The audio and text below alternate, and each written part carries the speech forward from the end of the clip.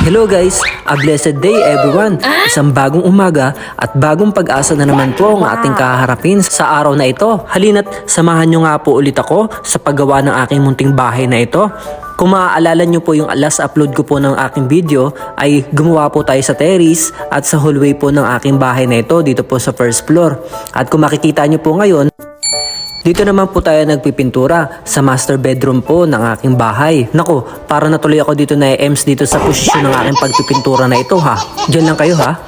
Siya nga pala, ang tawag sa color na pinipintura ko po rito sa loob po ng aking kwarto ay cool mint. Kaparehas po ito ng color na ipinintura po natin sa ground floor. Dun po sa dining area at sa kitchen area. Siya nga po pala, hindi ko na po pala na-videohan at naipakita sa inyo kung paano ko po pininturahan yung ating frame ng ating mga bintana at pintuan.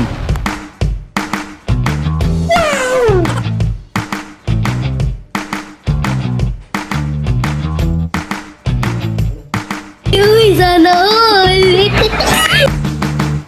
Yun na nga, natapos na po tayo sa master bedroom at ngayon, nandito na po tayo ngayon sa second room. Cool mint pa rin po ang color na inilagay ko po rito sa loob ng room, pero sa kabilang side lang po ang lalagyan ko po ng color ng cool mint dahil paubos na po ang ating pintura, kaya sinisimot ko na lang po ang color na ito. At kung mapapansin nyo, ngayon color yellow naman po ang inilagay ko sa kabilang side ng room na ito. Sinisimot ko na lang po yung mga natirang pintura dahil malapit na nga po tayong matapos sa pagpipintura dito. At yung mga maiiwan natin na hindi natin napinturahan sa ceiling ay sa susunod na lamang yan kapag may budget na naman tayo pampagawa.